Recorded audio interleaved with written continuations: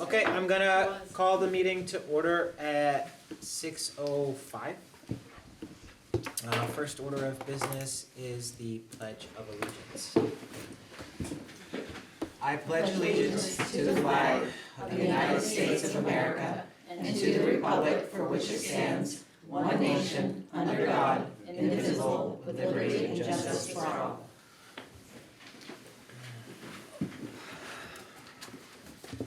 All right, welcome everyone to our meeting in Franklin. First off, we'd like to start with introductions. Stephanie, if you would start us off. Yep, Stephanie Gagne, rep for Swanton. Laura McAllister, Director of Finance and Operations. Don Collins, School Board Member Swanton. Joanne Johnston, School Board Member Franklin. Julie Regenball, Superintendent. Rennick Darnell Martin, Chair. Elaine Nestor, School Board Member Highgate. Pierrette Bouchard, School Board Member Franklin. Beth Ann Miller, Director of Expanded Learning. Bonnie Moulton, Director of Human Resources. Eric Garceau, Director of Technology. Joyce Hickey, Principal Franklin. And online we have Yeshua and Jessica Bordeaux, so the principal and is it vice principal? Assistant principal for Swanton, Justina, principal for Highgate. All right. Next up, we have correspondent, visitors, and public comment. I don't know if there's anybody online who'd like to comment. I don't see anyone. Jay, would you like to make a comment now or wait till later? I'm here to listen tonight. Okay, all right. And Peter Magid just showed up. You know, that's a long hallway now. You have the longest breath. You want to do a quick introduction? We're still there. Sorry, Peter Magnet. I'm a school board member from the town of Franklin. Okay. All right, thank you. All right, next item we have agenda review. Is there anything anyone wants to add or adjust? I do not have that. Okay, good. Moving on. Yes. Approval of the minutes for September 9th. Can I get a motion to approve the I'll minutes? make the motion. All right. Elaine is it first. Is there a second? I'll second. Stephanie is a second. Any discussion about the minutes for September 9th? I see none. So, all in favor of approving the minutes from September 9th, please say aye. Aye. All opposed, abstain? None, so motion will Can abstain. abstain? Okay. Okay, motion will pass 6-0.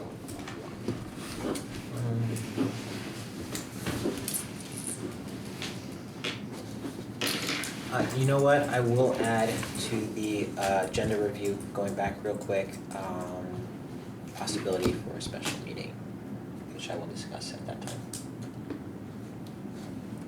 Okay, it makes sense to do it under the redistricting task Yes, force update. that's what I'm Yeah, saying. that's perfect. Putting that out there.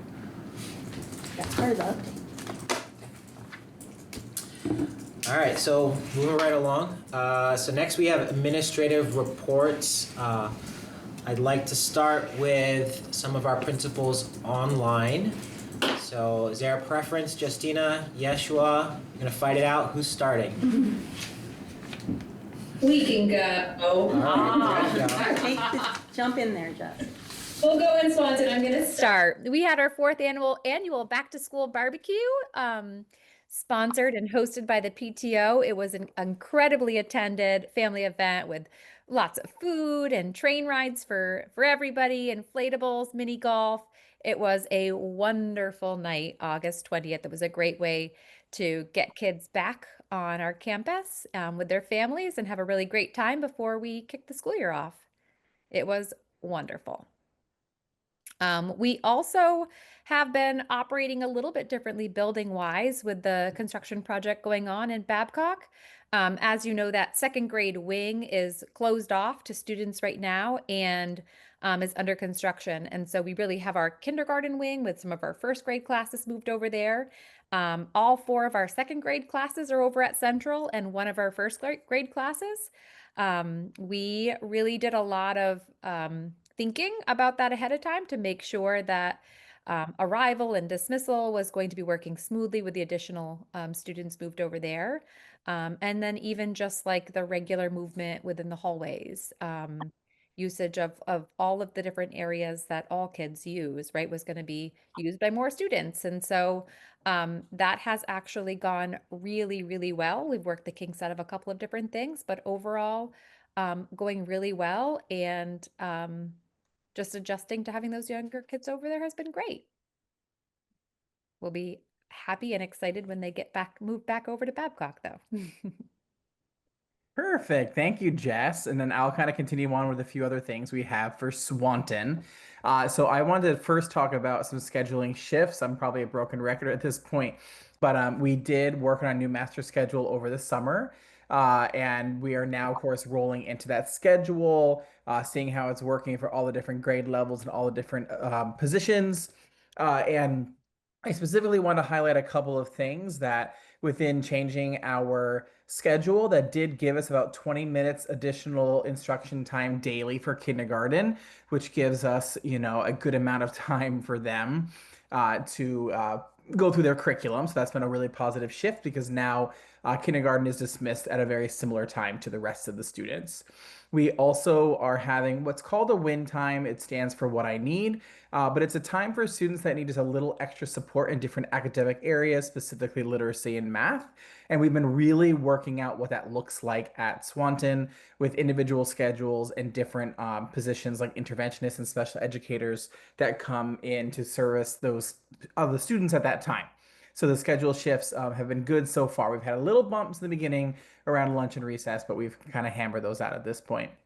You also might have seen a wonderful Messenger article about our Adopt a Classroom that was sponsored by Haddad Subaru of St. Albans.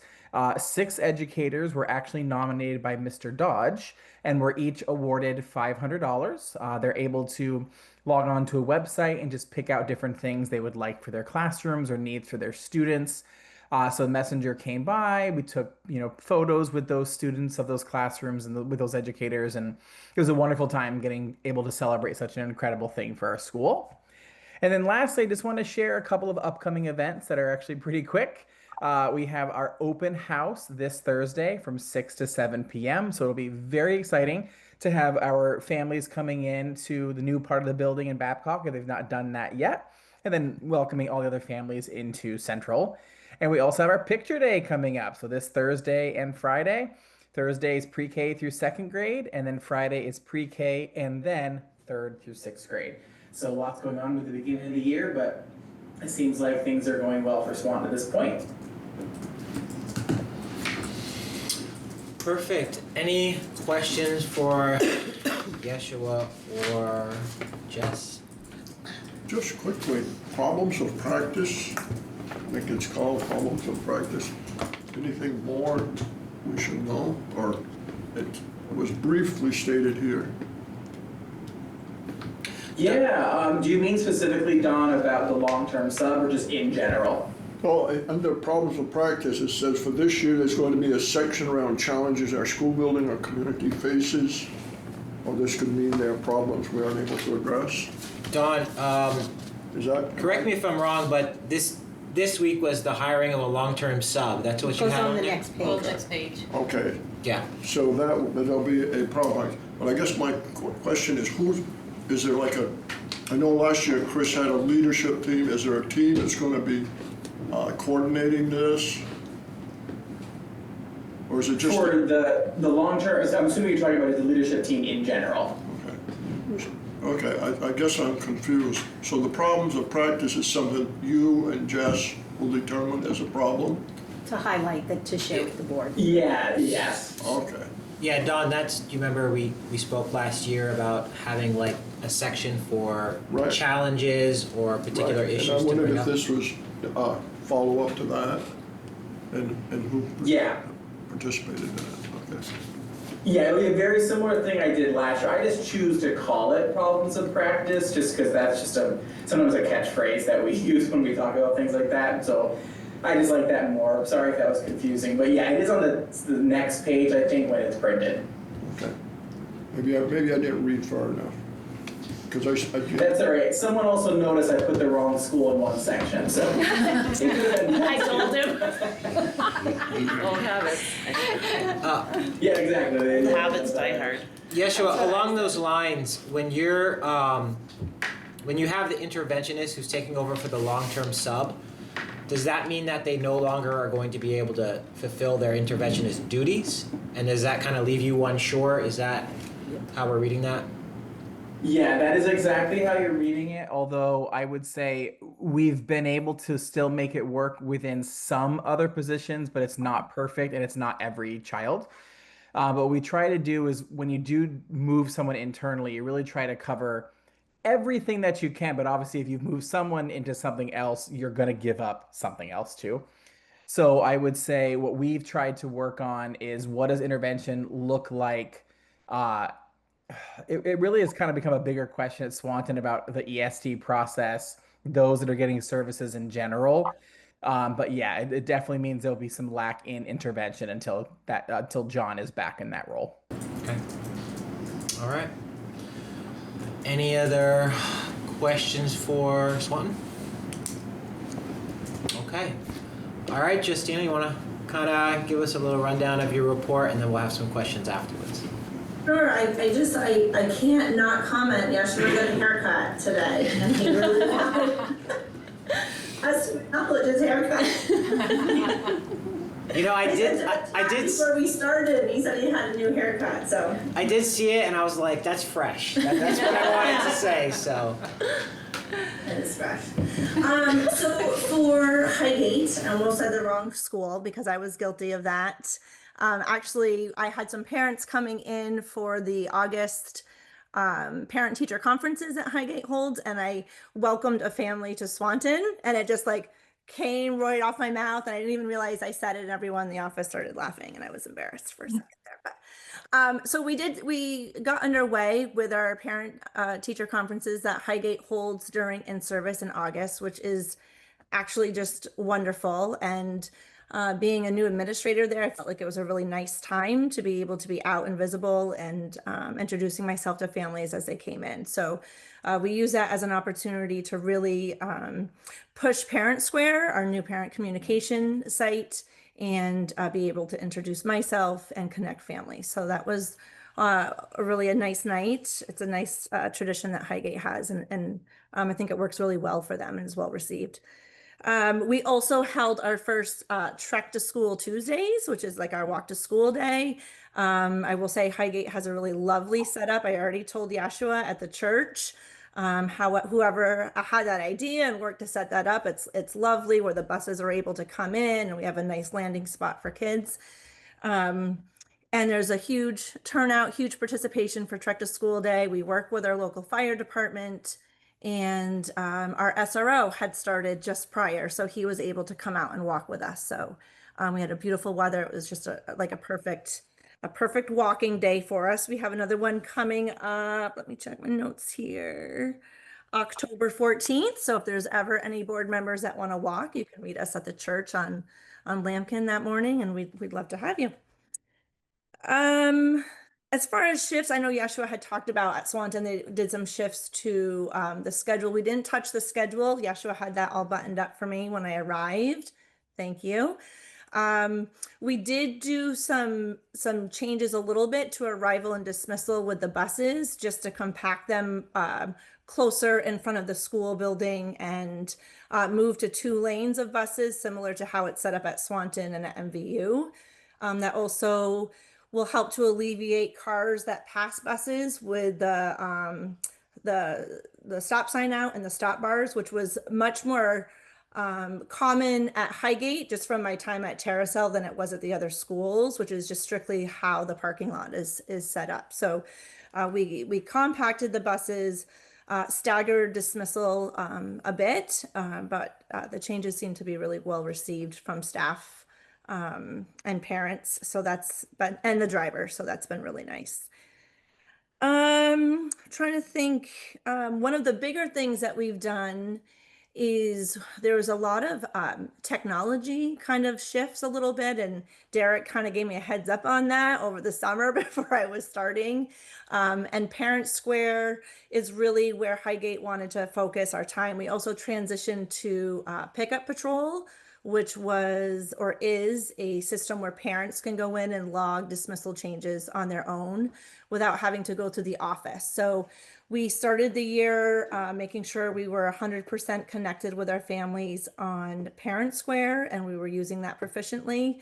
We logged all the dismissal plans into Pickup Patrol, and we just pushed that out to our families this week with a link for them to create those accounts and start kind of managing their child's dismissal plans on their own. So we've got a couple more steps in that transition this week and next, but we are excited about it, and we're hoping that it's as flawless as we hope it will be.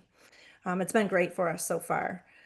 Probably the only other thing worth mentioning here to the board that I might want to touch on is I had told you that I was working on one-on-one meetings with staff once I onboarded, just to kind of get to know them as individuals. I'm still in the process of doing that. I told teachers it wasn't about cramming it all into in-service. You know, I'm here to play the long game. So my hope was to just keep meeting with people one at a time, like 30-minute get to know you meetings up through, you know, Thanksgiving or Christmas. So I'm still doing those. And when people have the time or are motivated, they're scheduling, and we're kind of chipping away at those. So, you know, upcoming events are pretty similar to Swanton. We've got Picture Day coming up. Our open house is a little bit later. It's in October. That was kind of something Highgate's been doing, and some advisement from Yeshua, mostly because too at Highgate, parents have had the opportunity to come in and see classrooms with those parent-teacher conferences. So it doesn't quite feel as much of a push to get people in immediately. So and I already shared the next date for our Trek to School Day. So I guess that's a summary for you. Any board members have any questions for Justina? I have a couple for you. One, I have noticed the Parent Square just as a parent for a second. So that communication, it's been good. Feels like more prompt notifications. Are all the schools using that? Yes. Yes? Yeah. So I think that's been good, because you do get pretty timely feedback. And is it like a centralized system now where it goes right out automatically? And what's been like the reception has there been a reception from other parents sort of saying they like this, or it's working well, or? From my end, it's been really well received. I actually dropped that in an email to Derek and some of the other principals, because I had a bit more FaceTime with parents with the conference day that the other schools don't have. And they really had good feedback, and that was right at the end of August. I think for families that have multiple children and maybe stepchildren in other schools and kids at MVU, it's one centralized spot where you just get all your notices for all your kids. So for myself, I've got a view as the Highgate principal, and I have a view as a parent of a middle school student at MVU. But if you think about families that might have kids at Swanton that were using Classroom Dojo, and then maybe stepchildren that might go to Highgate and they were using Seesaw, and then MVU's notices were coming from email, I think it really just centralizes one location, one-stop shop for folks. Also, I don't know if Yasha's heard something different for Swanton, but at least the feedback I received has been very positive. City of Swanton, people really like it. it's a time to put in a plug. It also replaced our emergency. We had different software for the emergency notifications. Okay. And last year we had a lot of issues where people maybe got an email, but they didn't get a phone call, which is no good in an emergency. Okay. So we're going to be doing a test in the next couple weeks. So look out for that. Okay. And is that connected to the truancy notifications, like if students are late or missing that day? Because that seems different too. I actually do think, you mean the phone calls that go out? Well, so they're like automated like texts and emails that go out. So is that connected to, like quote unquote your child is late or they didn't show up today? I'm just noticing some differences here, so I'm just wondering if it's also connected to Parent Square or if that's. I don't believe it's Parent Square. I think It's something else. We haven't sent out anything from Highgate yet as far as like attendance letters. We haven't had any students that have reached that. So my guess is it's the automated phone calls, and I would think that was Bright Arrow last time, so it probably is different. Derek? Or if it's your MBU kiddo, you get a notice from Power School. If No, your so student's they're late to class. Or Okay. Well, no, I'm calling myself out because whenever the kids are late, it's like an automated text, and I'm like, I know. So that's good because as we're trying Oh, to 'cause be when I get aware. it from Power School, I didn't know. Okay. All right. Okay. Well, thank you, Justine. That's a lot of good things, and I did want to add one thing for Highgate because they're doing the construction on the arena. Yeah. I did notice there was one morning where one of the trucks was parked in the lanes before you went into the school. And I didn't know if is that causing any interference with drop off and pickup? No, I haven't heard anything about it. I haven't seen them in our path, so I don't know if that was an isolated incident or. That's fine. Good. Well, thank you very much. They're busy over there. They've got a lot going on. I know, they gotta get ready for hockey season, so. Okay. Joyce? Okay, so I had quite a long report this time. It was August and September, so I'm going to keep this pretty short though, and I hope people had a time to read my report.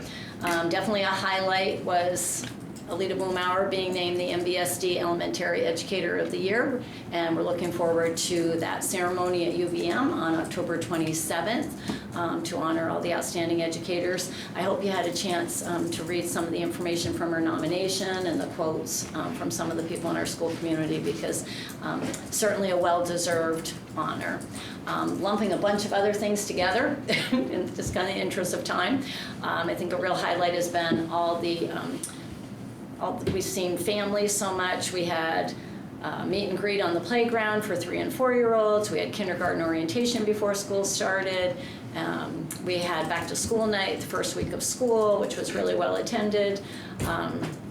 We are I think next week, I can't believe it's October, coming up, we have what we call grandparents dinner, but it doesn't have to be a grandparent, and that's always really well attended. We had a number of changes with staffing that I talked about in the first part of my report. Our 4th grade teacher is returning from her maternity leave the first week in October, so we're excited about that.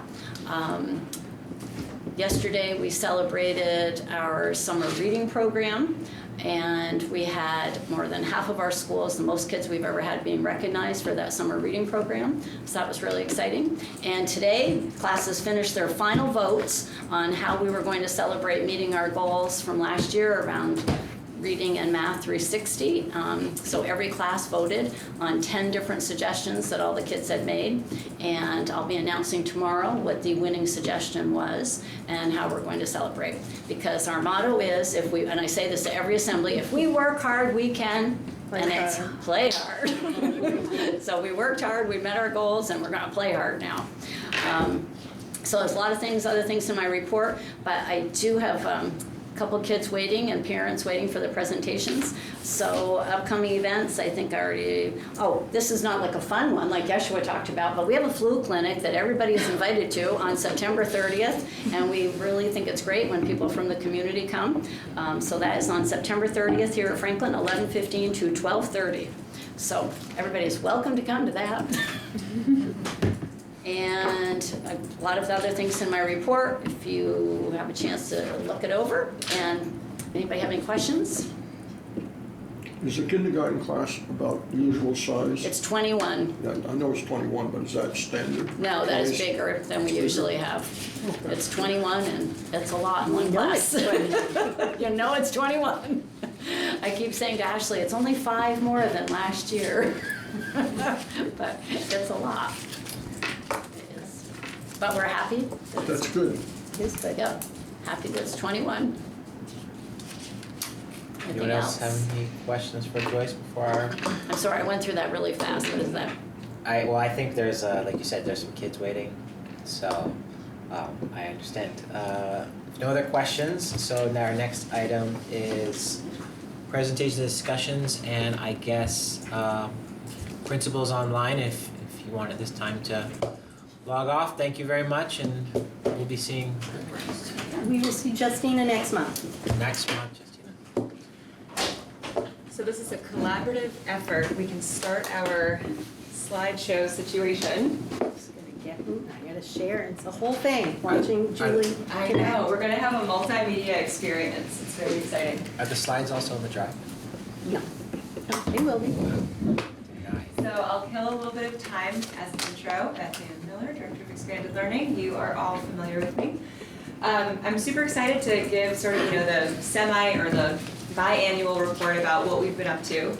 And, the teasers. We have some great kids here from Franklin that will be talking a little bit about just one of the programs that we host in the after-school program, and it's something that they've been doing for many years, and it's an absolutely lovely experience. So I'll let Joyce introduce them in just a moment. Hello. Beth Ann, before you start, your last report talked about WCX. There was an interview. If you maybe want to, at some point later, just talk about that. I have a little slide on that. Perfect. Yep. Oh, did I come in where we're ready? Well, I was just going to, if we want to go to that first intro page real quick, the next one, sorry. After that. There we go.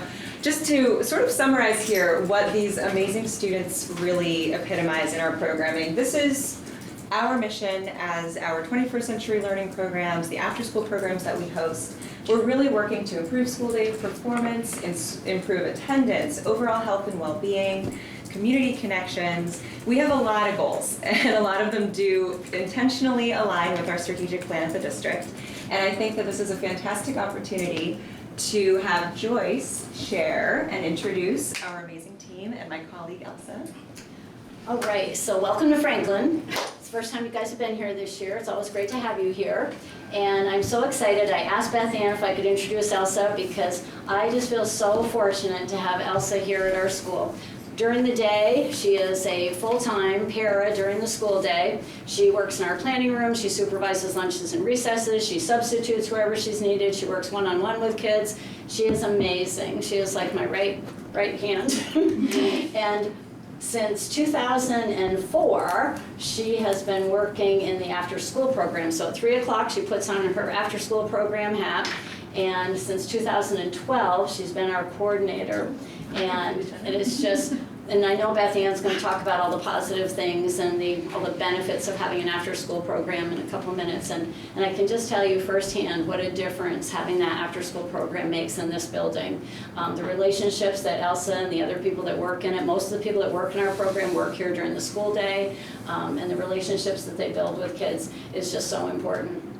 And kids love the program, and just the wonderful things that Elsa comes up with, the fun learning activities. One part of my report was about the summer program where they did Across America, and oh my gosh, it was your own backyard. There was stuff about Vermont that I had no clue about. I would come here in the mornings, and I literally want to just stay here all day and do what the program was doing. It's just, she comes up with such great things, and it's just so wonderful to have the program here. I will tell you just really personal, for the kids itself, there are times when kids will say, I want to come to school today just because I want to be able to get to the after-school program. And the other night, I have to say, I love what I do, but not every day is the best day. And the other day, I had not the best day, and I was sitting at my desk, and it was like 20 of 5, and it hadn't been the best day. And all of a sudden, a group of 5 or 6 kids were at my door, and they wanted to know would I go up to the cafeteria and try the bread that they had made and the sauce that they had made. And I just dropped everything I was doing. I went up to the cafeteria, and I just had they told me how they made the bread, how they made the sauce, and I just had, it was wonderful. And they felt so good that I went up there and did that with them, and I just felt so great that they had wanted me to. And it's just, those kinds of things happen all the time with the after-school program and the contributions that they make to our school. So I thank Elsa for everything she's done, because she, like I said, 20 years in March, she will have been working with the after-school program. And so we are so thankful to have her. Thank you. So. And I want to start first with just thanking Joyce Hagee and Beth Ann Miller for being a great support for me, because they really helped and let me try different things, and that is really important. And I guess one of the things I wanted to kind of talk about was the Haston Library Book Club, which is something we've done for the last couple of sessions. We do it in the fall, in the spring. It's about 9 to 10, maybe 11 weeks, depending on the calendar. And the kids are able to go to the library and get things kind of put together, and it's just a wonderful thing. It's two generations coming together, because not only are they at the Haston Library, but they also detour over to the Carriage House and see some of the Homestead people as well. And they put this wonderful little program together, and I'll let them tell you a little bit more about that. So, and we've actually got some photos as you're speaking, as our celebrities over here are speaking. We've got a little slideshow that'll show you a little bit about what it looks like in action as you. I'm Maisie and I'm in 6th grade. Hi, I'm Savannah and I'm also in 6th grade. So some of the things we do when we get to the Haston Library is we start having these jobs, such as watering plants, doing some dusting, and organizing the books on the shelves. And after we're done with that, we make crafts of like what book we're gonna read to the Carriage House people. So some of the books we've done in the past were Humpty Dumpty after the fall. Some of the projects we do that go along with them are, so for Humpty Dumpty we've done little like clay models of Humpty Dumpty. And we use these tissue boxes that we cut up a little bit, and we made them into little Easter baskets, and we put the Humpty Dumpty in the middle with some candy. Another book that we have done this year, we're doing The Ugly Duckling, and we've made these ducklings. This is the regular duckling, and this is the ugly duckling. And what we did to make them is we wrapped it around 35 times, and then cut it in a certain way to make it like that way. So once we have our projects all prepared, we'll read through the book like 3 to 4 times, maybe 2 times in the same day or once, and then on the next week, we'll walk over to the Carriage House, and we'll present the seniors with our projects and the book that we're gonna do. And when we arrive at the Carriage House, we would read our books to them. And when I'm reading the book, I would just glance up a little bit and see their expressions on their faces, and they looked happy, and that made me happy. Yeah, so seeing as they don't get a ton of young people like us that go to visit them a lot, and I think that our very bubbly personalities make them And after that, we go back to the Haston Library and write in our journals of what we did for the day and what made us happy and what we should do, like what crafts we liked. I don't have much more to say. well, and I guess one of the things that I enjoy when the kids get back to here after being at the Haston and coming back and doing the journal is they always have stories to say, especially how excited and how everything went. And then all of a sudden, you know, they are having some nice Q&A with the seniors there, and they're asking them, well, what book are you going to do next? What craft is going to be that? How long is it going to be before you get back? So, and that's really important, and that just shows you that we can bring them together, and it's a wonderful time. Well, graceful as always. So I just wanted to keep this a surprise for you guys. We didn't talk about this. I got something from the Carriage House and the Homestead this afternoon because this is such a great community connection, and you guys haven't heard this yet, so I thought it'd be a nice surprise because I love surprises. It says, to the after-school program participants, Franklin Homestead and Carriage House would like to express their appreciation for the children from the after-school program who came to read to the residents of our housing. Residents were appreciative of the clear effort the students exhibited, and a former teacher praised them for how much expression the students read with. It was clear they were motivated to do their best. Residents were so pleased that the students brought a microphone, the voice amplifiers, and those who were hard of hearing were able to enjoy the reading. I love that students are getting to know and understand the needs of our seniors. We send our gratitude to the students and the school for taking the time to come and spend time with our residents. Sincerely, Stacy Silloway, manager. So, congratulations, guys.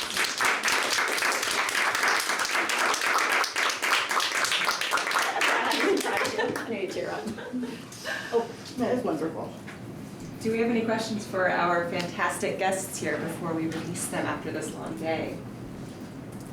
I do. Do you get to have a chance to interact with the residents at all after you do your reading? Yeah, so sometimes we'll go around and show them the pictures from the book, and they'll ask a few questions like how did the craft relate to the book.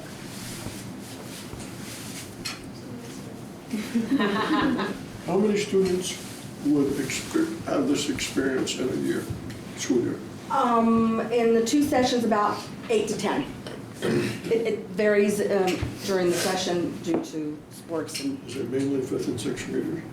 4, 5, and 6. In the spring, last year, we actually had some 3rd graders come and join us. I have a question. So, sorry, what grade are you? I missed it. 6th. 6th. So is this your first year doing Crossroads? No, I've done it the past 2 years. So you've done it every year? Yeah, I think, yeah. Oh. So is it, do you keep coming back to Crossroads because you like sort of being there after school, or because you always get to like pick something you like? I like to pick what I get to do and kind of like what we do, like the crafts I really enjoy, and interacting with other people I like too. Okay. Savannah? What was the question again? The question was, is it like I just want to like sort of be there after school and do extra activities, or do you like pick the ones that like you really like every year and that keeps you coming back? I usually pick the ones I like, and if I don't get it, Miss Rudd would come up to me and see what other toys I could do. Okay. All right. Well, thank you very much. You guys did great. Thank you.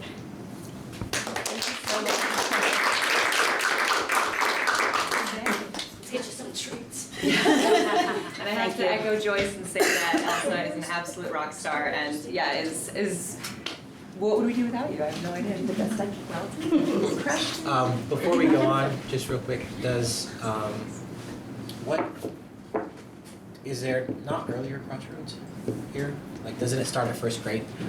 In our other elementary schools, we have first and second, and then here we have 3rd through 6th for general capacity and whatnot. It's sort of kind of historically how it's been, and we added 3rd grade last year with our new grant, and we were able to squeak that through. So. Okay. There's a 3rd grader here who wants it. Oh, yes! Awesome. And some cool magic tricks I've seen.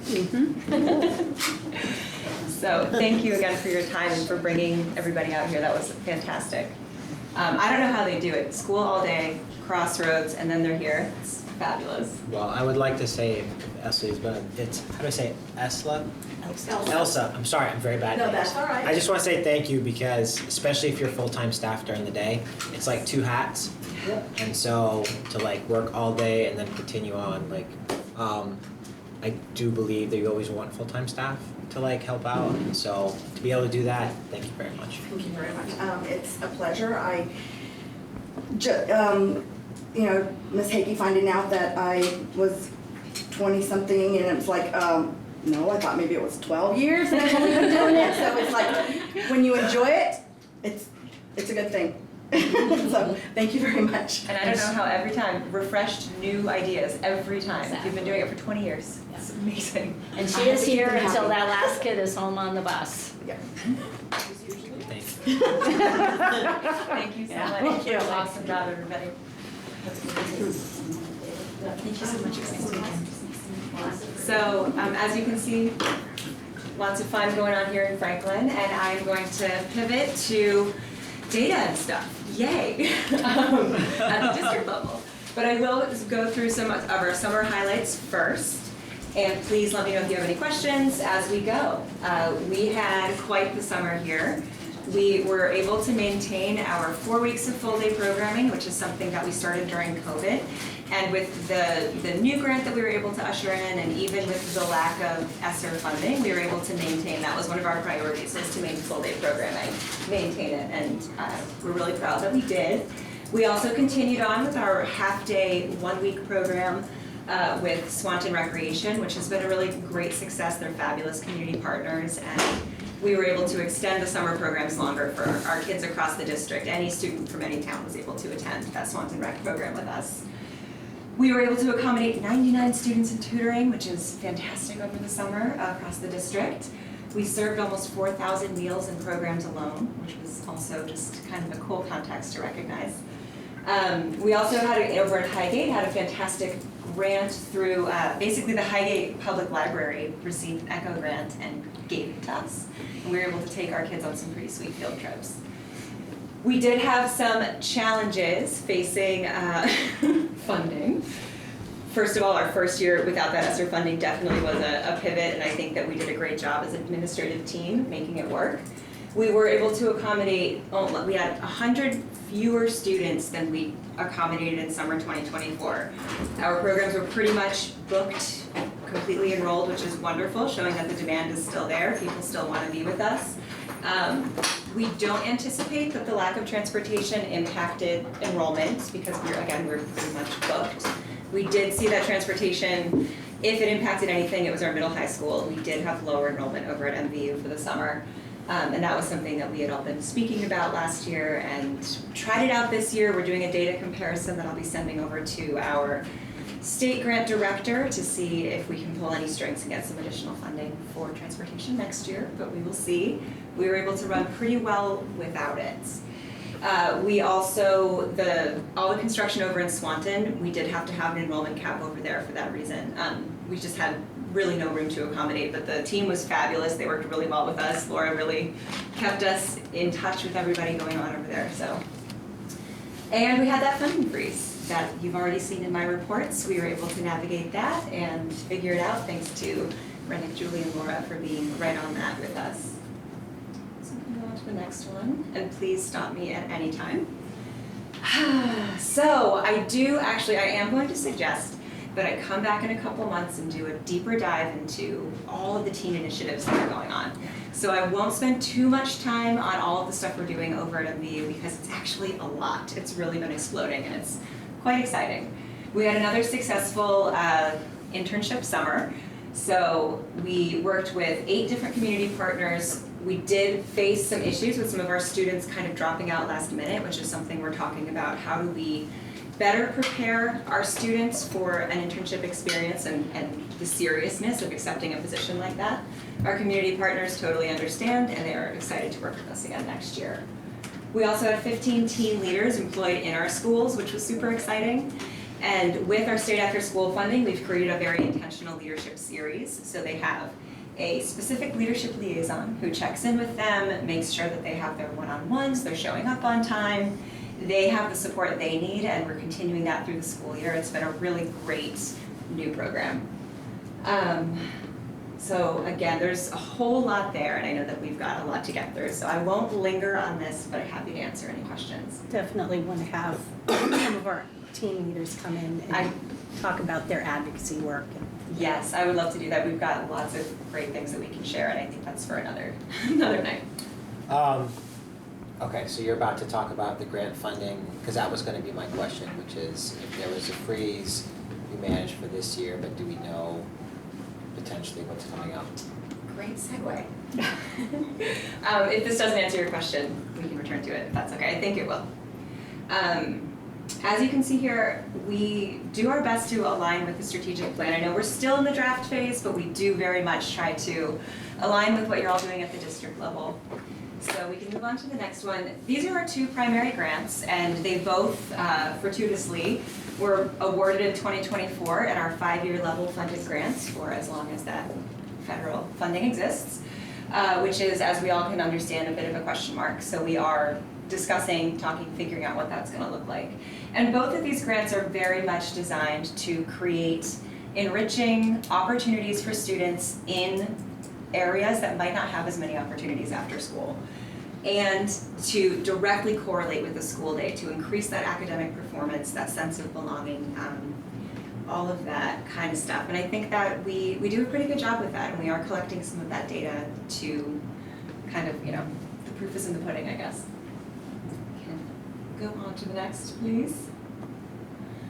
We're going to skip this one quickly because I have a pie chart that's a lot easier to look at, but I did want you to see that we have this rather in-depth sustainability plan. It is available on our website. And this is what we submit to the grant to show that we really work hard to make sure that we have diverse funding sources. So nitty-gritty is all over here, and there's our pie chart, much better.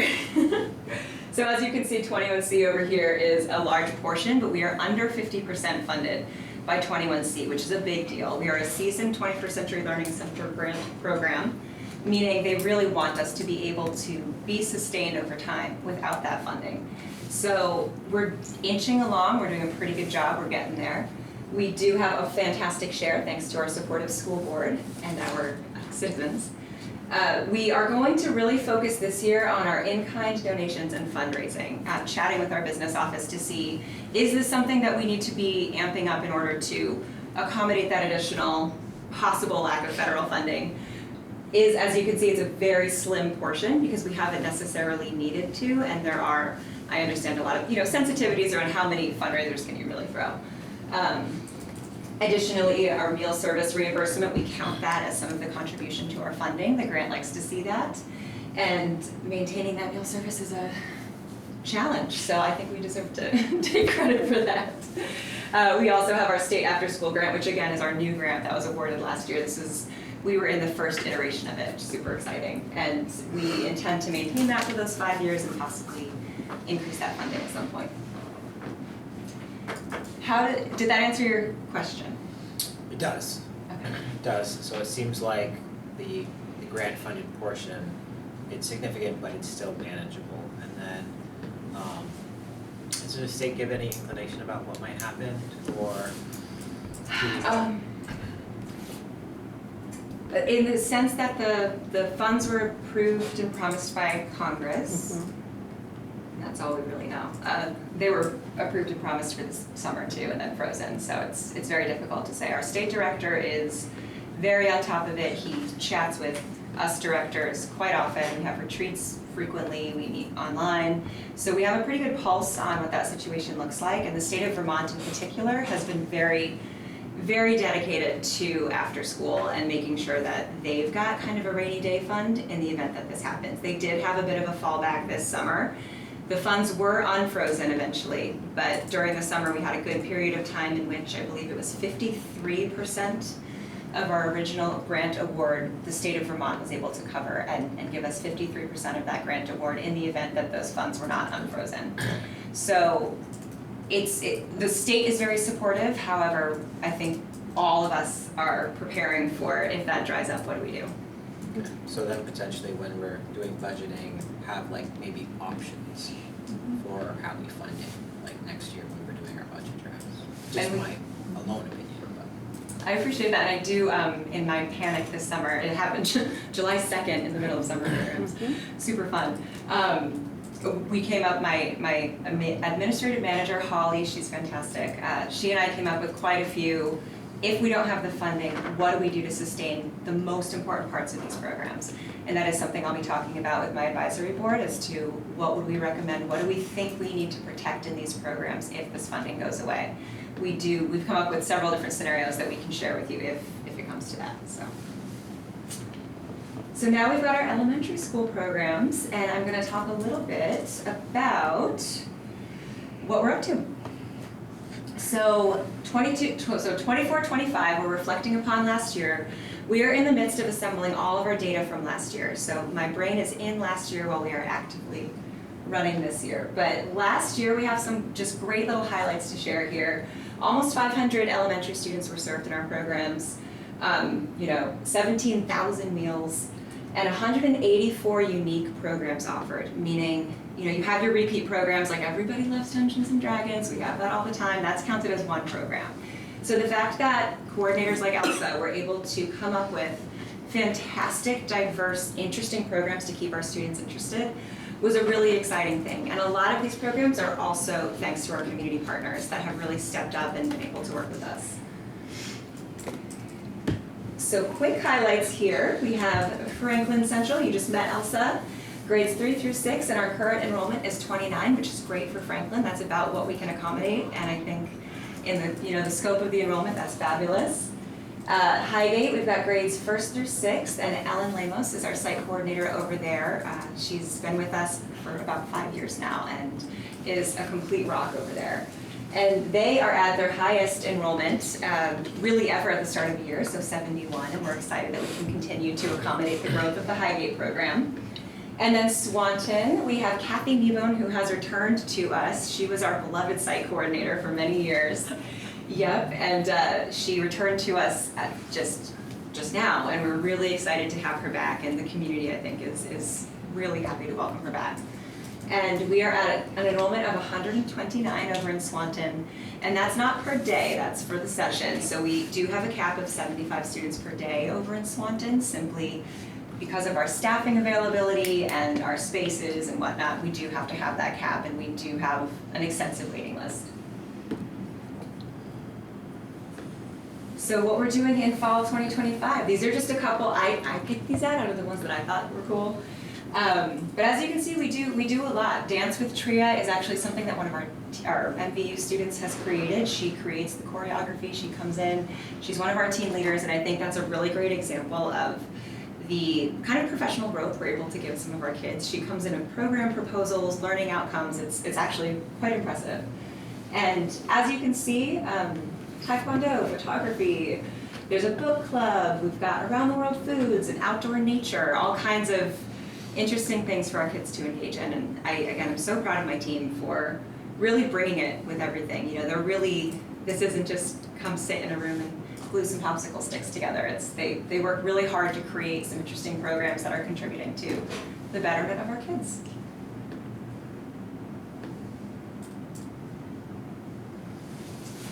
So I'd like to take a water break for myself for a moment and ask a question. I am going to need 3 to 4 volunteers.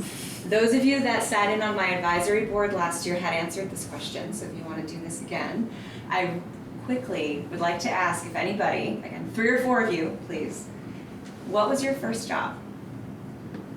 I can start and say I was a mother's helper when I was 10. I'd walk across the street and watch a little girl named Marissa, and I realize now as an adult that I really was not really supervising that much. I was probably also being babysat a little bit, but I felt like it was a job. So others, I would love to hear first job experiences. First paid job or first job? Yeah, first paid job. Even if mine was $5 an hour, so it doesn't have to be a lot of money. But yeah, $5 an hour. Yes, I have John and Joanne. I'm very excited here. Well, I'll show you the first one, you won't believe it, but I used to get 5 cents a day when I was 5 years old to mail a postal card showing how many Christmas trees our business cut. And it had to be sent to Portland, Maine every Monday through Saturday, the previous days. And it was a card all filled out, and it was my job to take it to the store and mail it. And I got a nickel a day. What did you do with your hard-earned money? Mainly invested it in candy. The most important investment as a 5-year-old, absolutely. My first real job was running a neighbor's farm in the summer so he could use his heavy equipment to make more money. I used to milk cows morning and night for the neighbors after milk cows. A man of many hats, I like it. Thank you for sharing that. And I saw Joanne was excited to share hers as well. Well, it was working on The miniature horse farm up the road. Ooh. Yeah. So just feeding horses, cleaning out the stalls. Oh my gosh, how old were you? 14, 15. Yeah, I mean, I babysat, but to me that feels That was more your like that role. was, I was like, I had to be there at 4 o'clock. I had to be there right after school. Like, it was a responsibility. More than than funny, babysitting. that shift, right? And realizing this is, oh my gosh, they're not gonna Yeah, do they're that. depending on me Yeah. like they need to eat. Yeah. That's really fun. I don't know a lot of people can say that. That's, I think Elaine has a good one too. Yep, I almost forgot about this one. I was a sophomore or junior in high school. I was taking a computer programming class, and I went to Lamoille, and what my assignment was, I ended up getting this job, I created a program for the local cemetery. The records were all in like card files. And so I wrote the program, and we started to digitize their whole history and get their program up and running. That's incredible. That beats babysitting. Mother's helper. Better than like most jobs nowadays. Wow, that's well, and what looked very cutting edge.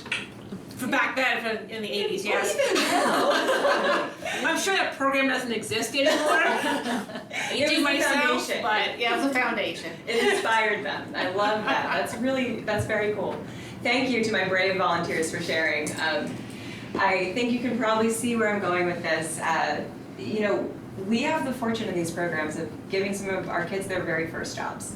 And that sense of responsibility, that foundational, there's a safe space to learn and be held accountable. And I think that's something that when we're able to provide that space in which there are standards, it's a job, but they can try and make mistakes and we can coach them through them. And it's super exciting to see how this program is developing. So we have a wonderful site coordinator over at MVU. We're going to reflect upon last year for a minute. She just started. Her name is Taylor Alcacer, and she is actually an MVU alum, so it's very exciting. She's got some siblings in the district still. So I love seeing her return to the community, and she is just on fire. She's like, I know that person, I'm going to get them to work here. This is going to be great. So she has been doing a fantastic job. And we have Audrey Barnier, who many of you might be familiar with from the Tipsy Daisy. She is our leadership liaison, which is a new position we created with the State After School Grant. It's a part-time position. And she's really the one, again, that is working with our teams to make sure that they're, first of all, being held accountable. Second of all, have that safe space. They can talk to her if they're feeling like they don't have what they need or that they're confused about something. In addition to really spearheading our internship program this summer, because it's a lot of work. So I'm really excited to have them on the team. And as you can see, last year we had over 35 teen leaders working in our programs alone, which was it was a really exciting thing to see that we have so many kids, again, stepping up and ready for this responsibility. Over 150 middle high schoolers were in our just enrichment programs alone, which is also a really nice number to see. And 80 unique program offerings. I don't know how they do it. I don't know how they continue to get creative with these program ideas, but a lot of it is, especially at the middle high school level, buy-in and contributions from the students. They're saying, we want to see this, we want to see that. And it's our job as a team to deliver that in a way that actually has a productive outcome. So what we are doing, this is what I think we need to bookmark for next time. We have really, again, thanks to the support of, really Julie helping us figure out that this is a bigger thing than just Crossroads or just Beyond the Bell. There's so many other things that we can be connecting the dots here for. So we have our Beyond the Bell, which is our traditional after-school programming funded by 21C. And then we've got all these other things that are kind of spiderwebbing out here. So our teen leadership series that I was just touching upon. We have started up our youth council again. They meet on Wednesdays, and this year we're partnering with Up for Learning, who did our portrait of a graduate with us. They did that work with us over COVID, right? Mm-hmm. And so they're a really fantastic state entity that has some incredible leadership resources. So they're really going to be, I guess, kind of that guidepost for us as we work with our kids that are interested in advocating for themselves and each other. We are also continuing on with our Catalyst Future Readiness Center, which still underutilized, but I can see it gaining momentum as far as that's where students can go. They can drop in after school for resume support, interviews, all that kind of stuff. Summer internship program, which you've heard about. We also had esports, Milestone C robotics, and other specific special programs. And we're going to figure out how we can support the Thunder News Network over at MVU. We're meeting with them tomorrow at T-Bird time. Because I promised Connor, he mentioned esports last time, and I did want to let you all know that it is something we've been hosting for about 3 years in our after-school program. And it's amazing to see the engagement from a different demographic of students.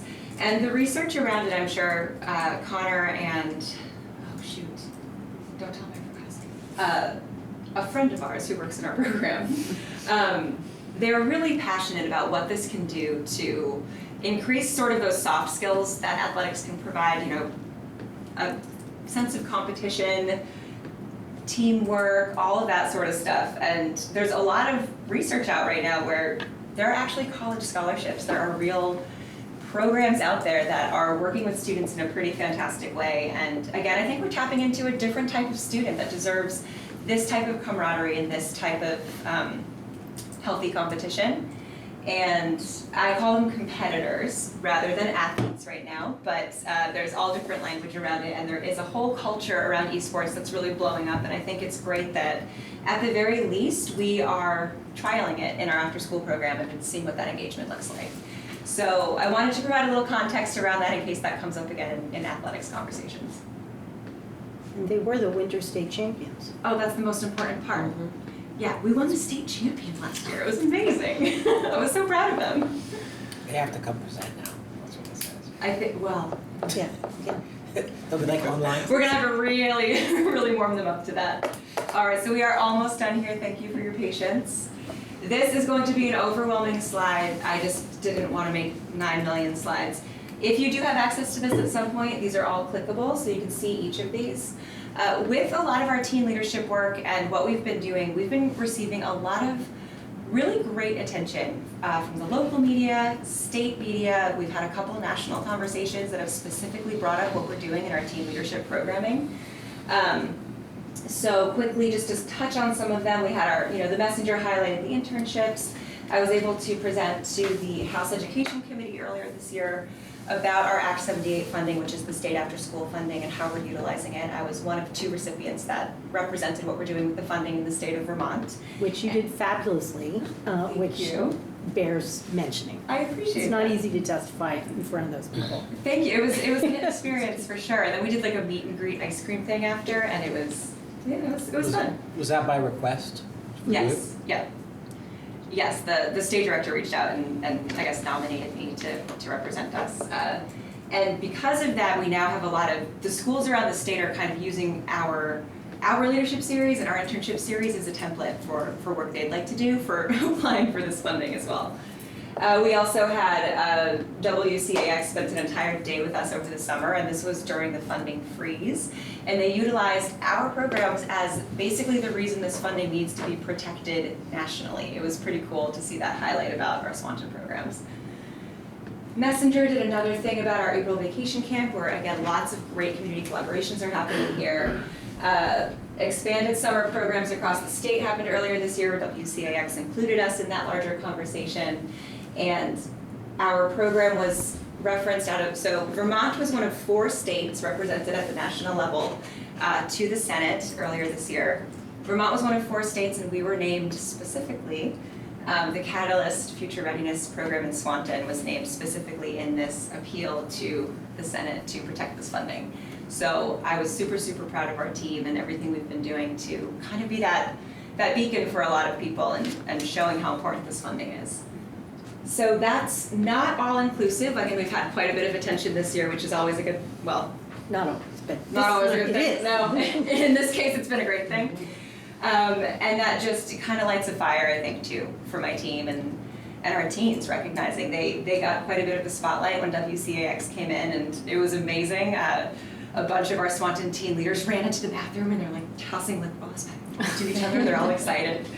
So that's what's been happening, kind of the public, what people are seeing about our programs, and we're really excited to continue representing them. Beth Ann, if I put this, I plan on putting this in this evening.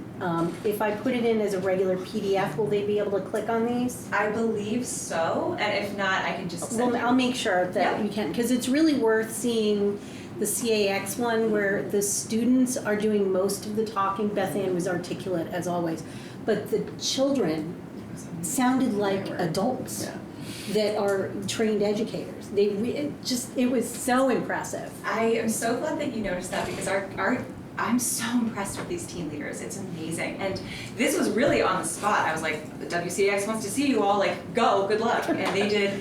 And they're so enthusiastic and passionate about the work that they do. And my favorite part was we had a couple of our, I think they're sophomores now, team leaders who, they now have an 8th grader working with them.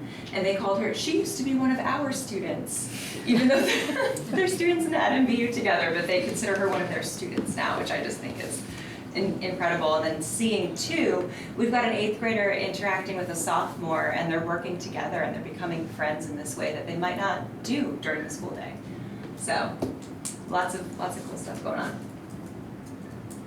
Upcoming, we're almost here. So this is what I was speaking about as far as the fun data that we get to dig into. Our fall really turns into a reflection on our previous year, and we are sifting through data in all of these categories. We're harassing our principals for very specific data, working with Rusty and Derek to figure out how to find all of the appropriate stuff here, including suspension data, attendance rates, all that kind of stuff. And what the grant requires of us is to have any of our regular attendees, we track all of this about them, and then we say, you know, what % of our students have shown growth in literacy? And even if the number looks small, it's actually kind of cool to say, oh, 20% of our elementary, I'm making this up, I can't remember the numbers off the top of my head, but 20% of them improved in literacy. And, you know, whether that's directly correlated to after school or not, you know, it's definitely a school day thing that we are very proud of our teachers and our curriculum director. But I think seeing that on the page is helpful to see, is this doing what it's supposed to do? Are we providing the support we need to provide? And this is all forthcoming, so in my spring report, you'll get some of that data from this past year. You're all invited to our Catalyst launch party. This is the second time we are hosting this. We hosted it last year, and I believe Pierrette, Rennick, Julie, you were all there, and I really appreciate your presence last year. This is something we were really trying to gain that momentum with our community partnerships, our internships, all of that kind of stuff. So we are hosting that right before your board meeting at MVU. So if you want to grab some pizza and say hi and meet some of our community partners and see what our interns are up to, we will be doing a little award ceremony for our summer interns. We have a keynote speaker from Vermont After School coming, who will get Matt Wolf. He's a fantastic mentor of ours. He'll be coming in just talking about the power of leadership and youth voice. And there's going to be an informational career fair as well. We have a lot going on that night. So Thanks. are we invited the whole time or just part of the time? You are invited the whole time, all of you. I just was asking. We are also But hosting. you're limited to the amount of pizza you can eat. Yeah. You'll be in the room of teenagers, so that's. I do recommend if you're crunched for time coming in at maybe that last half hour, because we're doing some breakout groups and you can chat with folks before or after, but we'll be doing that last half hour is still mingling and food and pizza and our little keynote and our celebration for our interns, and then we'll roll right into your board meeting. So please let me know if you have questions. We are super excited about that. And then just upcoming real quick, we have our Highgate 2 dinner in November. This is something they've been doing for several years. It's an annual fundraiser that Ernie Hemingway, our beloved theater teacher, has been hosting.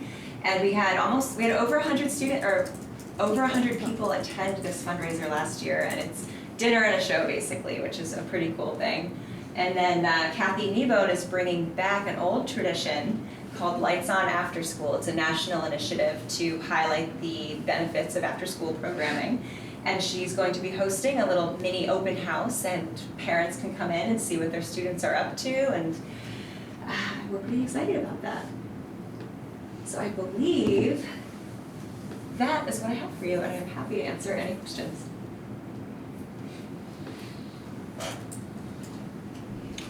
That's a good sign. I answered them all. So mine's less of a question because I think you that was a lot of very good information, and it was really nice to see it, especially after the summer. My comment is, it's a huge difference from what I remember a couple of years ago. And I remember this board having some conversations about sport for after school, and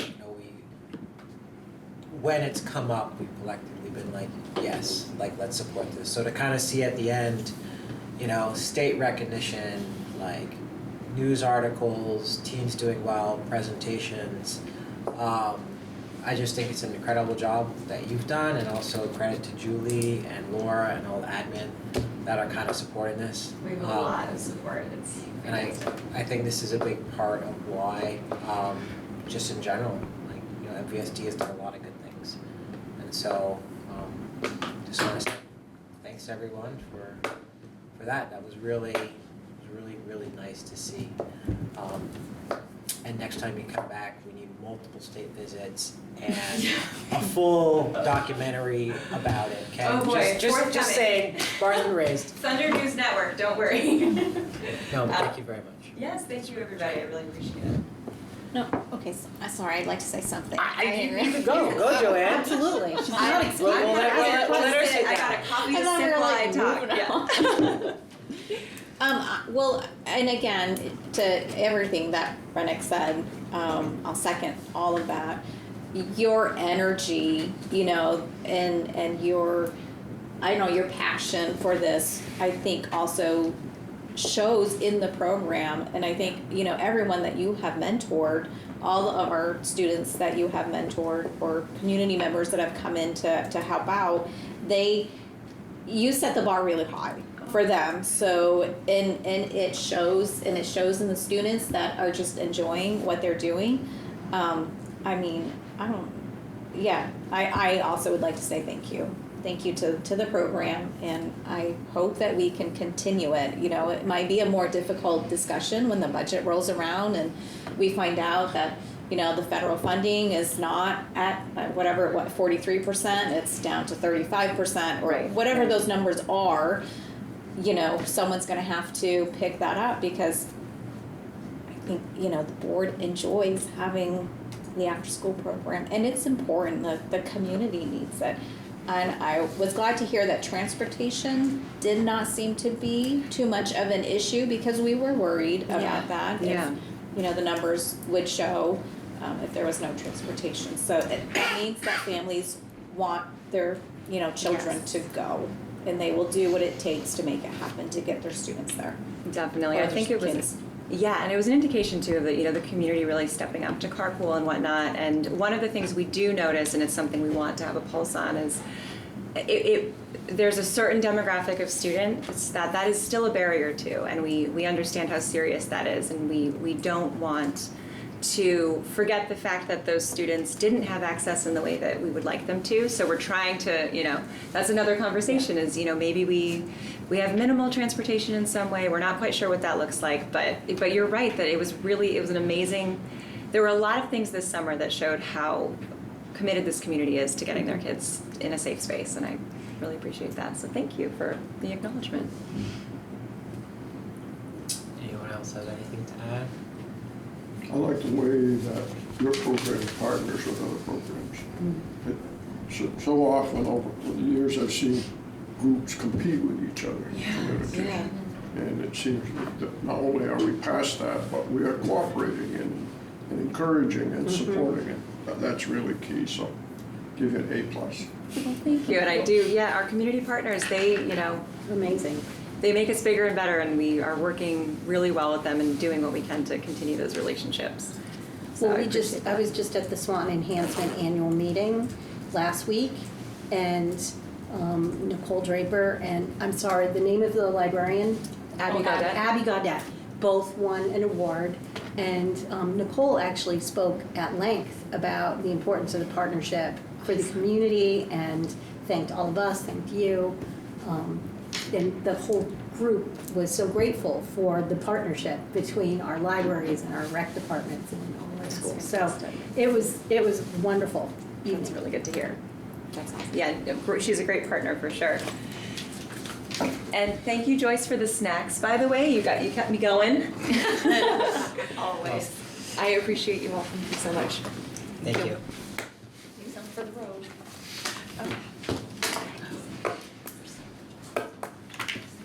All right, well, that was good. So moving on, the next item that we have on here was our redistricting task force update. Julie, I have a few things, but Julie, if you wanted to kind of kick off some of the latest and greatest, where we're at. I don't have a lot to share. I watch all the meetings. The next meeting is on the 29th. I will put copies of the minutes in the board drive. I think that is sometimes helpful. They have gone through some of their templates. They discussed at length how they will be looking at different maps and scenarios and geography, et cetera. And they did a test one with something that they weren't proposing as an extreme example, and they did that. They're going to be looking at tech center locations, maps. They're going to be looking at county different maps. And they talked also about public input. I think they're going to have 4 opportunities instead of 2 opportunities for community engagement. And so I'll put those notes in there. And they did speak briefly about what you're going to speak about, the VSBA piece. And then last Friday afternoon, I attended an RSCA call for superintendents who belong to the organization. And Margaret gave a few updates, but really it was to hear from all of the communities about where they are. You had some schools, districts that had passed resolutions, but you had many others that had not had any conversations yet, or they only had beginning stages. It was kind of all over the place, but there were about 10 superintendents on that call. Before I say, I will add, I had a conversation with a representative who I know, and it was interesting because I sort of was asking some questions, and I was trying to pry. I was like, what are we going to do? How is it going to be? And it's interesting. I actually don't want to say in this case. No, just like. No, the legislature. Legislature. Right, That's and right. I just want to know. And who was. I think what was interesting was it was sort of like, well, what are we supposed to do as school boards? And the feedback was, in the end, the legislator will decide. So I think take that for what you want. What I did receive, and I shared this with all the board members, is that the VSBA sent out a survey request to boards for some feedback. It does have on this survey request a series of questions which they're asking chairs to fill out on behalf of their boards. Some of them are general. I think everyone hopefully probably get a chance to read it. And, what or plans does your board plan to take, or will they, current structure, strength, weaknesses. The question to us as a board is one, do we want to reply? How do we reply? What do we say? I think that needs almost its own session and meeting to discuss. We had planned about having a presentation from administration about just some differences between SDs and SUs, just information-wise. And I think tacking this on and sort of going through the questions and at least trying to answer the ones we can in some sort of a consensus way, and whether we're going to add a vote to that or not. But I think it's a full meeting and a conversation. And so one of the things I had asked, which I think we're at the point because their reply request is October 6th. So that means that our next scheduled board meeting is October 14th. So that's too far, that's when we planned it. So I would like to know if the board would like to potentially just have a special meeting just to discuss these items, both presentation, SDSU, and then sit down and maybe go line by line and try to get what or how we would like to answer. The one thing I would say is we do not have to answer any question. We can submit what we want. We do not they're not saying we have to take any action. They're just saying provide us feedback if you so choose. So if that is something the board would like to do, I heard from the majority that October 2nd, which is a Thursday, would work. Doesn't conflict with anything else. So is that thoughts from the board?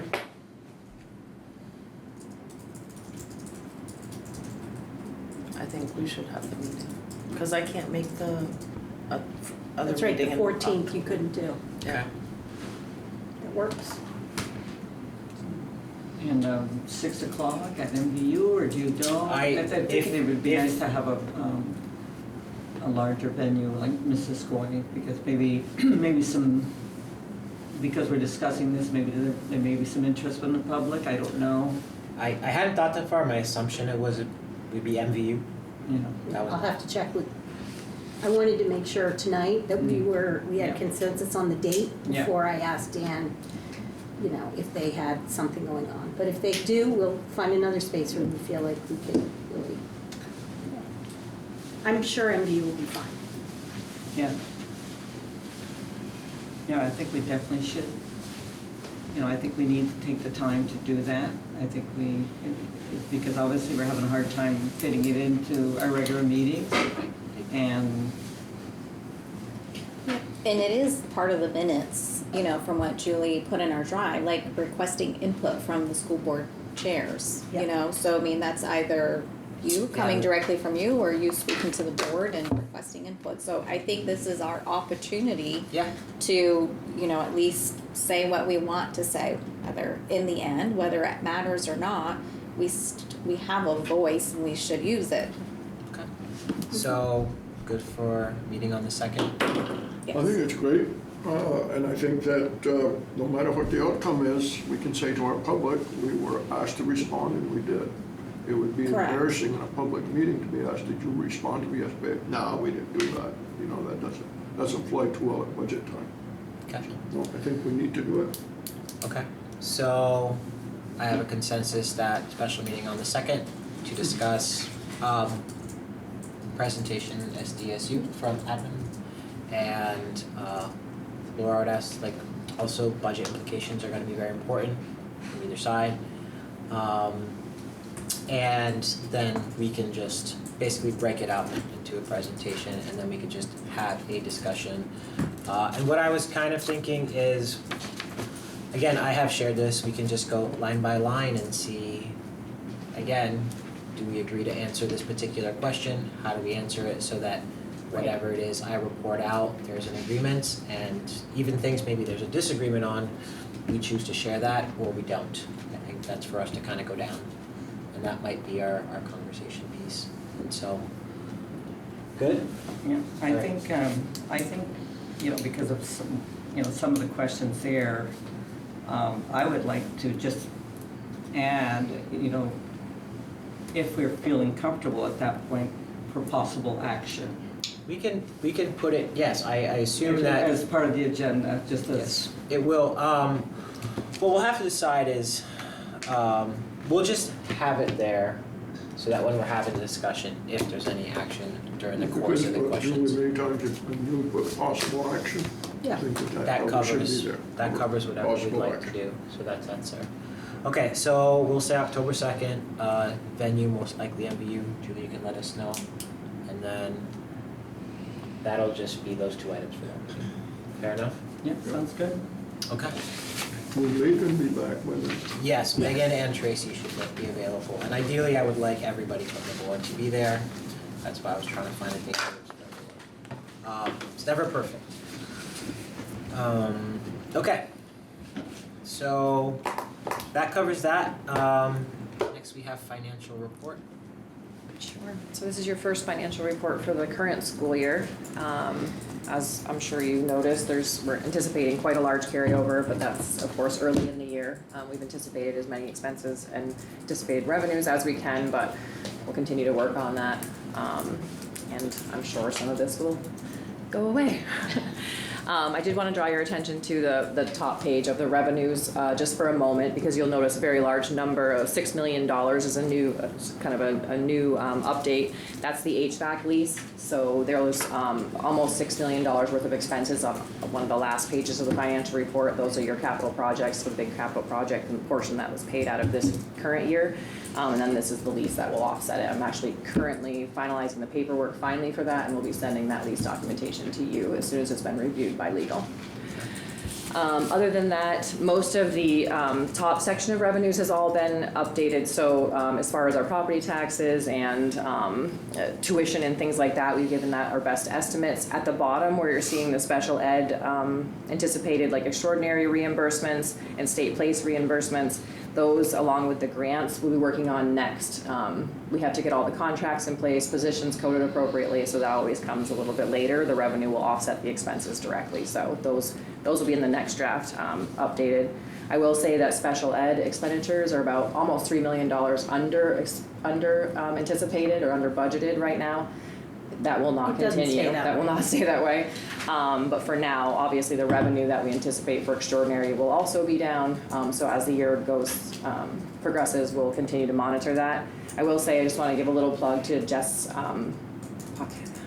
I always say her wrong last, Pocket, sorry. Jess Pocket in our office, who works very closely with Wendy, myself, and Tanya. She manages our contracts that are related to student services. It's a process we put in place a couple of years ago now. It's an automated process, and she is on top of those vendors getting timely contracts. It's not easy. It's a big job. There's a lot of contracts and a lot of different people we work with, and she manages these so well. So we've anticipated as much as possible, as quickly as possible. So I just want to give her a little plug. She does a fantastic job in our office. Other than that, on the expenditures side, I just wanted to also call your attention to a couple of things. I think you remember me saying this from previous years, but if you look at the salary lines under instructional versus special ed, there seems to be a large discrepancy. The instructional line is showing almost $800,000 over, special ed is showing way under expensed. That's how we charge support staff in the beginning of the year. We charge them all primarily with a direct instruction code. So if you see something, if you see that in the salary lines between gen ed and special ed, it's not because that won't change. We are going to code the paras as they work in special ed and as they work in gen ed, but we don't know how that works out yet. So that'll shift. And then obviously the facility line, I'm sure you'll notice, is currently showing up over $1 million under expended, but Jason wanted me to point out that will not stay that way. He's going to spend his money. And he's working to get a lot of POs and contracted service POs anticipated as well, along with utilities and all of that. So right now showing a carryover of over $5 million, but we'll see that start to be reduced as we work through the year. If not, Peter, I can spend it. Right, you did that last year. You started this conversation very early. I'm already keeping it. So is Jason. We've got plans. All right. Thank you, Laura. That covers the lease too, right? What? No. The central office lease? No. All right. You said lease. Well, it's included in here. So. Okay. Our current lease ends January 1st of this coming year, but we have to notify, this is a central office lease, sorry. We have to notify them by the end of October, I believe it is, if we're going to continue or not. I've done that after talking with the facility task force. They originally proposed another 3-year agreement. The facility task force thought it would be appropriate to have a 2-year since of, we're not sure what's going to happen with Act 73 and that implication to contracts. So they have provided us with a 2-year lease agreement. This one does reflect almost a 10% increase, but over the course of the last 7 years, we've seen about an 18% increase, and our per square foot cost is very reasonable. We've seen increases year from year between some years as low as 1.5%, some years as high as 3%. So overall, I think it's still a fair price for the space, commercial space that we're renting. The only other thing is they had some issues with some of the plowing that we had at central office this year, so some of the equipment that was used. We think we've rectified that, but they were hoping that they could take over the plowing for us, but we're under contract with our current plowing vendor. So I approached them to see if they would wait until that contract was over, which is not until fiscal year 27, and they said yes, but that is a date they wanted put in here that then they would take over the plowing. So hopefully we don't have any problems. As part of the rent? As part of the rent, I'm anticipating it might have an impact, but So, Laura, you're just notifying us now, has the facility task force made, is that the recommendation to us? I'll let Peter speak to that, but that's what we talked about. I'm just asking, do This you? board has to approve it. Okay, so do you need a motion for that? Oh, I do need a motion, yes. Okay, because I didn't see action. Yeah, Oh, I sorry. see it at the top. The action's above. I got it. Okay. Yeah, if you wanna, somebody from facility task force wanna talk about it and. the motion. No, I mean, we discussed it and, I mean, thank Laura for going back to him and getting a 2-year lease. That was our biggest concern of the contract. Although I don't think we discussed the plowing aspect, or I don't remember that we did. It was discussed. Yeah, It brought it was up, yeah. discussed. It was discussed But that they weren't what- happy I with don't it. think we, Yeah. So is that going to add on to this contract? Not this one, no. Well, as of, I'm sorry, let me look at the date. So our contract for plowing goes through this contract? Our contract through plowing, it's on page 2 of what the draft I put in there. The snow plowing and sanding salting of the driveway parking areas will no longer be the tenant's responsibility beginning July 1, 2027. Okay.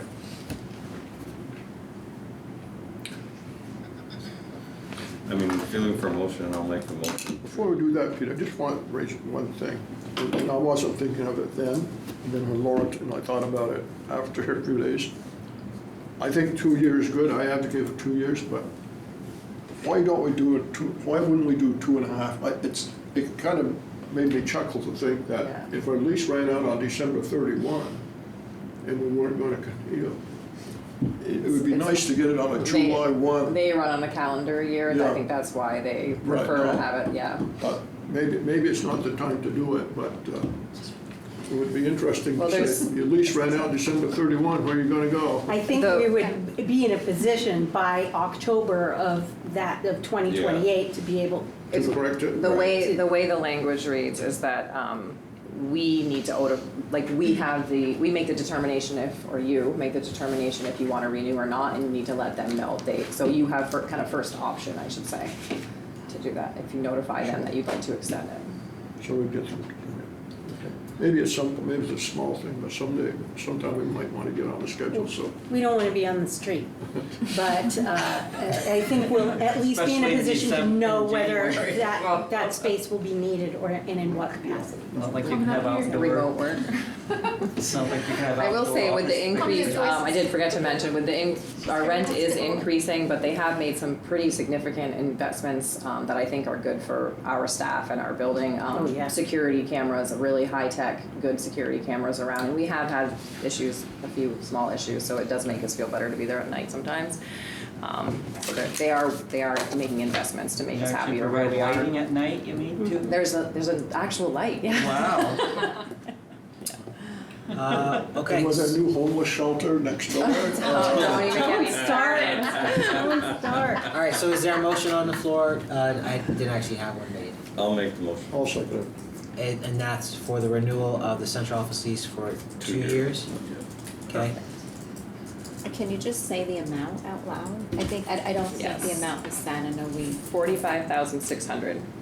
Yearly, right? Yes, annually. And they have the option to increase 3% if their property, as adjusted with their property taxes and other expenses that they have that are kind of dictated to them. Any further discussion? All right, all in favor of approving the central office lease for 2 years as read, say aye. Aye. All opposed, motion will carry 7-0. Okay, the next item, we have the teacher leave request. And a possible finding for executive session as premature knowledge would put the individual involved at a substantial disadvantage. Can I have a motion for the possible finding for executive session? So moved. So moved. Second? Second. Second. All in favor of the finding for executive session, say aye. Aye. Alright. Finding is approved. Our next item, we had the superintendent evaluation. We had this on here a couple of times. It's one of our board responsibilities to evaluate the superintendent. The last couple of years, we've done it somewhat the same, but with some variation. I think we've added to like a yearly eval with like a sort of mid-year follow-up. It's been normally it follows a relatively predictable survey goes out, board members fill it out, provide feedback, and then that review is then shared with the superintendent. I would like to propose, and mainly I'll explain my reasoning. We discussed this at our retreat, is potentially having the VSBA do it. And the reason is, one, and I have no problem saying this, Julie I think is doing a fantastic job. I think it's that they provide a tool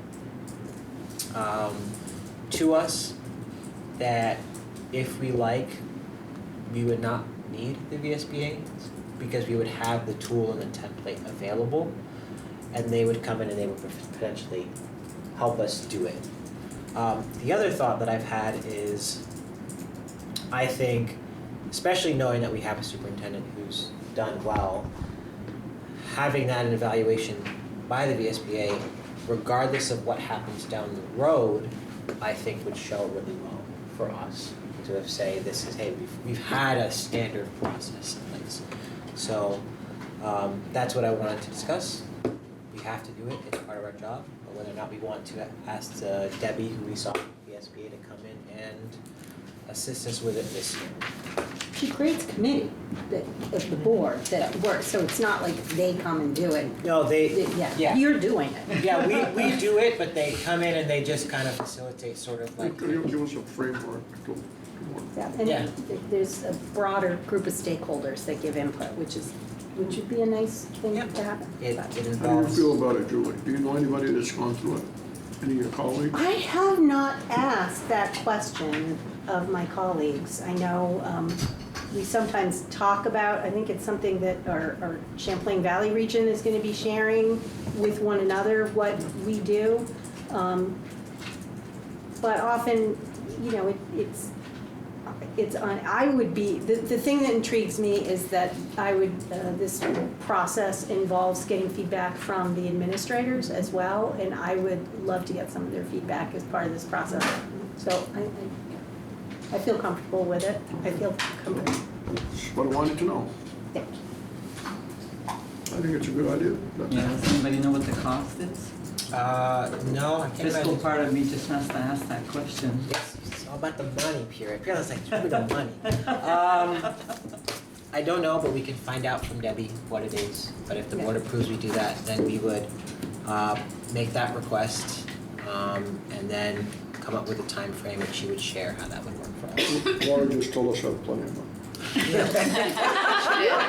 You stop listening. It's not that expensive. All right. It's not that fancy. There was a lot more words. He only hears what he wants to hear. So I am making a motion to MVSD is going to ask the VSBA to assist with our superintendent evaluation for this year. I'll second that. All right. Any other discussion on it? All right. All in favor, please say aye. Aye. All right. Motion carries 7-0. We should have a timeline with that to make sure that Yeah, we have plenty of time to work with her. I think for timeline, we normally had to have it kind of wrapped up and done January, February, so that it's complete and finished ahead of town hall and all that stuff.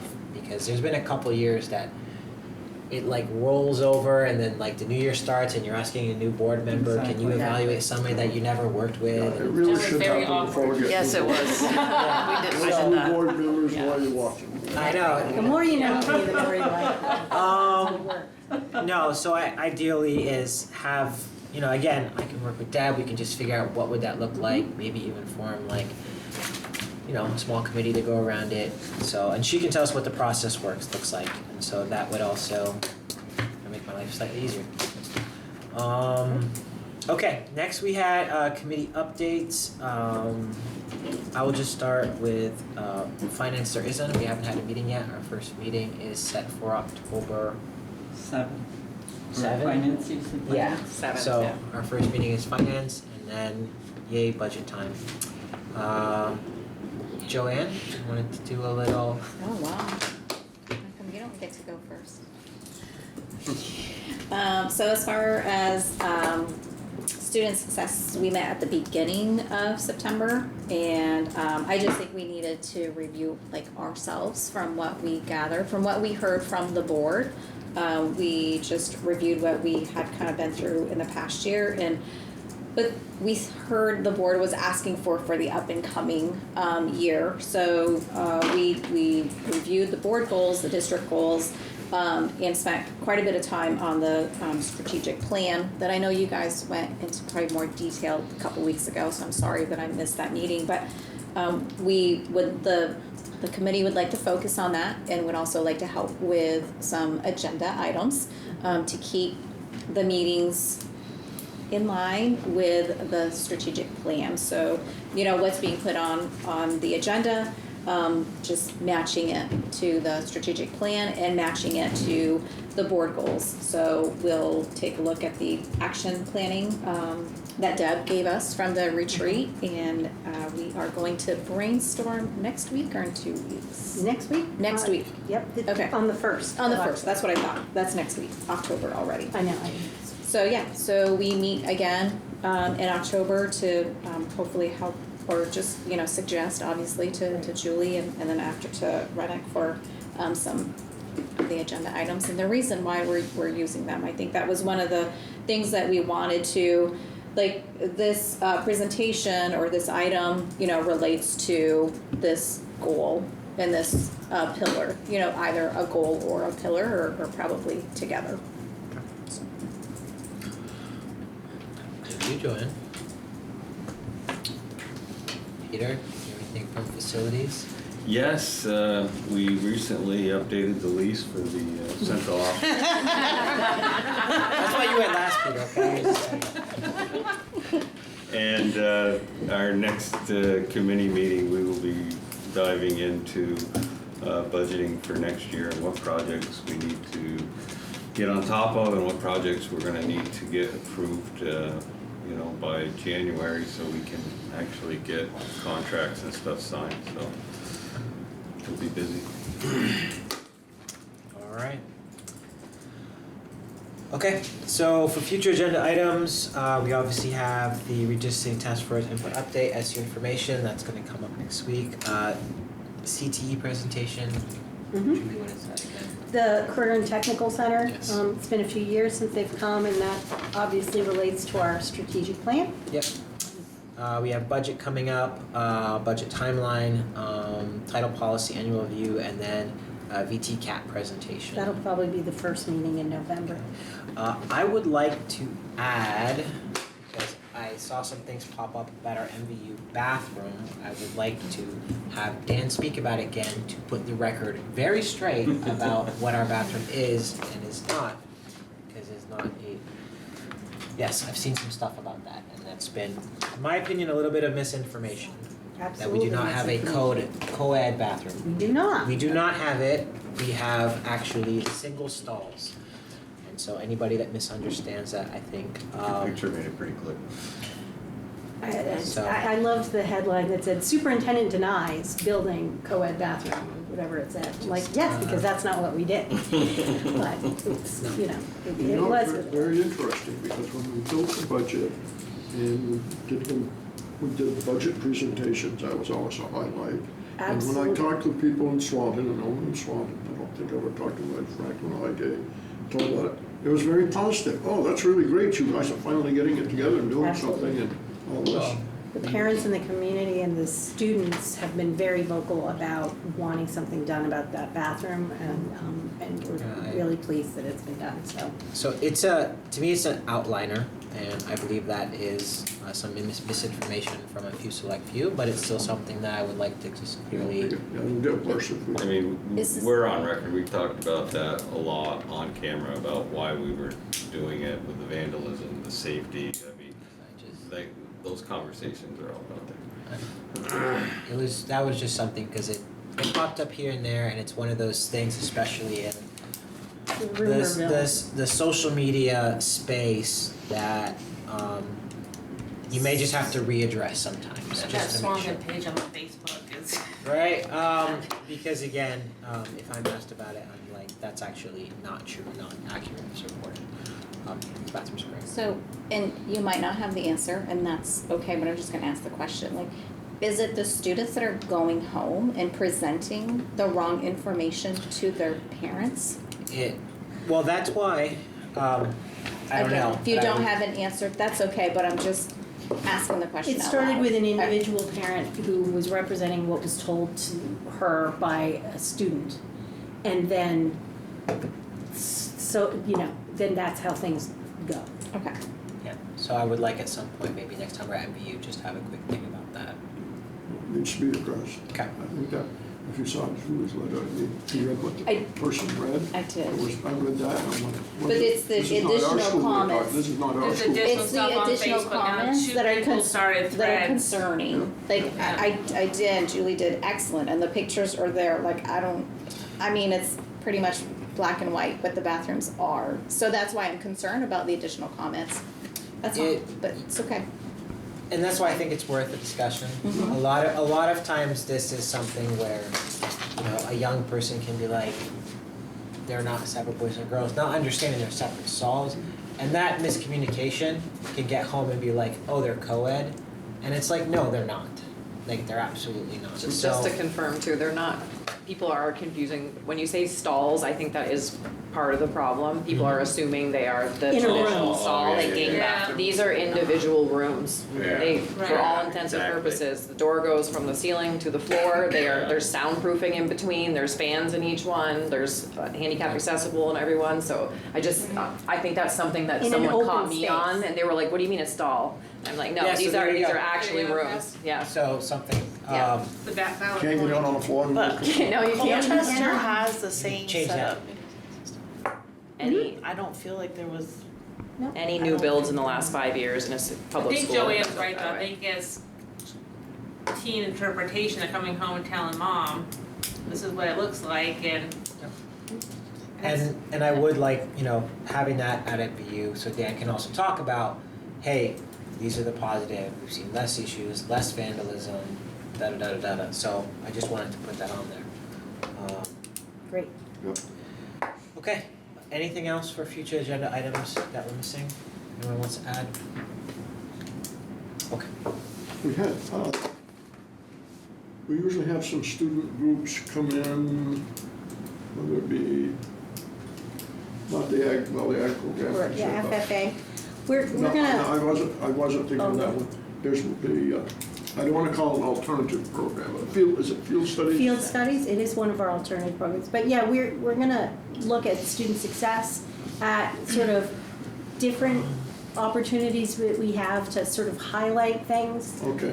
With a little intentionality, and try and bring in some different students when we can as well, so that we can sort of have a rotation of opportunities, so that I think that's get a good, lot yeah. of face time in I front was of the thinking board. field studies, because I see them out and about. You do, I do too. And just a reminder, I went last year for the Catalyst program. That is technically our next full meeting, which is October 14th. Correct. I'm planning on going. Yeah, it it was great. It was a good event. And also, I did register for, is it next Tuesday? The VSBA is having a 30-minute thing, and then an extended time to talk The about. regional meetings. Yeah, and then they're supposed to have someone from the task force, either a chair or co-chair co-chairs. from the task force will be speaking. also, so my plan is to zoom in. And then you back to the board. One of them is from Burlington and one is from Mansfield District. I think she just volunteered. didn't I think she did. Yeah. Okay. I Well, here you are. I'll see you there. Okay, Dawn's got my back. I got Dawn's back. No. It's all yours. Just didn't want to, if I showed up, how do you think? You I might would not feel? like what I bring back, or what I hear, because, parents hear what they want to hear. Oh, so sweet. Happens with me too. We're gonna need like adult beverages after the second. Dawn heard there's plenty of money to spend. Okay, for executive session, Reed, I didn't put that in there. Who are we inviting in? Julie and Bonnie? Okay. All right. Keep out of here. I'm gonna drag late morning. So we are now entering into So you're executive. gonna make a motion to go in. Yeah. I'll make a motion to go into executive session. I'll second. Almost there. There you go. Thank you. We got you covered. Second, all We have right. to save time.